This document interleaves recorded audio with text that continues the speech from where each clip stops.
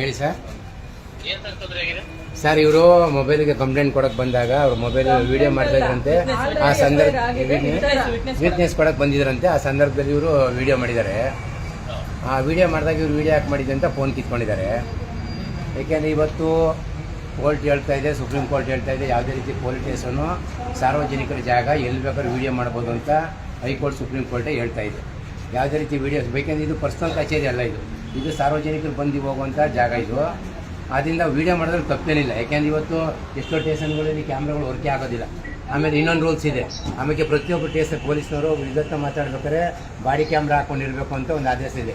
ಯಾರು ಇಲ್ಲಿ ಯಾವ ಸ್ಟೇಷನ್ ಯಾವ ಒಬ್ಬರು ಬಾಡಿ ಕ್ಯಾಮ್ರಾ ಹಾಕೊಂಡಿಲ್ಲ ಮಂಡ್ಯದೊಳಗೆ. ಅದೆಲ್ಲ ರೂಲ್ಸ್ ಇದೆ. ಆ ರೂಲ್ಸ್ ಯಾವುದು ಫಾಲೋ ಆಗ್ತಾಯಿಲ್ಲ. ಮತ್ತು ಈ ಮಹಿಳೆಯರದು ಏಕೈಕಿ ಪೊಲೀಸ್ ಇದು ಫೋನ್ ಕಿತ್ಕೊಳ್ಳೋದು ಇದು ಕಾನೂನು ಬಾರಿ ಆಗಿದೆ. ಕೇಸ್ ಬಗ್ಗೆ ನಾವು ಮಾತಾಡ್ತಾ ಇಲ್ಲ. ಅವ್ರ ಪರ್ಸ್ನಲ್ ಕೇಸ್ ಏನಿದೆ ಅದ್ರ ಬಗ್ಗೆ ನೀವು ಮಾಡಿ. ನಾವು ಯಾವುದೇ ರೀತಿ ಕೇಸ್ ಬಗ್ಗೆ ಅವ್ರನ್ನ ಇದು ಮಾಡಿ ಕ್ಷಮೆ ಕೊಡಿ ಅಂತ ಹೇಳಿಲ್ಲ. ಕಾನೂನು ಪ್ರಕಾರ ಏನಿದೆ ಕಾನೂನು ನಾವು ತಲೆಬಾಗ್ತೀವಿ.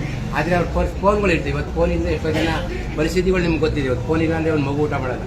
ಫೋನಲ್ಲಿ ಏನೇನೋ ಇರ್ತವೆ, ಪರ್ಸ್ನಲ್ ಇರ್ತವೆ. ಹಾಂ, ಪ್ರತಿಯೊಬ್ಬರಿಗೂ ಗೊತ್ತಿದೆ ಫೋನಲ್ಲಿ ಇರ್ತವೆ ಅಂತ. ಅಂದರೆ ಕಾನೂನು ಬಾರಿ ಇದ್ರೆ ಅದು ಇದು ಮಾಡಿ. ಅದು ರಿಕಾರ್ಡ್ ಮಾಡ್ಬೋದು. ನಾವೇ ಹೇಳ್ತಾ ಇದೀವಲ್ಲ, ಅವಶ್ಯಕತೆ ಇಲ್ಲ. ಯಾರು ಪರ್ಮಿಷನ್ ತಗೋಬೇಕು ಅಂತ ರೂಲ್ಸೇ ಇಲ್ಲ. ಸರ್ ಹೇಳಿ ಸರ್. ಹಲೋ, ಅಷ್ಟೇ ಅಮ್ಮ, ಕಟ್ ಮಾಡಿ ತೊಳಿ. ಅವೆಲ್ಲ ರೂಲ್ಸ್ ಇಲ್ಲ. ಯಾರು ಬೇಕಾದ್ರೆ ಫೋನ್ ಮಾಡಿ ಮಾತಾಡ್ತೀನಿ.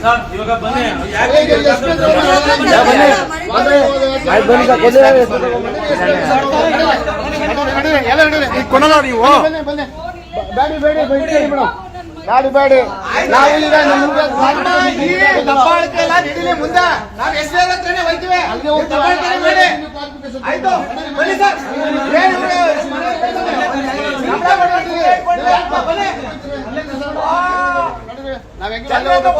ಹೇಗೇನದು ಗೊತ್ತಾಗಲ್ಲ. ಅವಾಗ ಅಲ್ಗೆ ಬರ್ಲಿ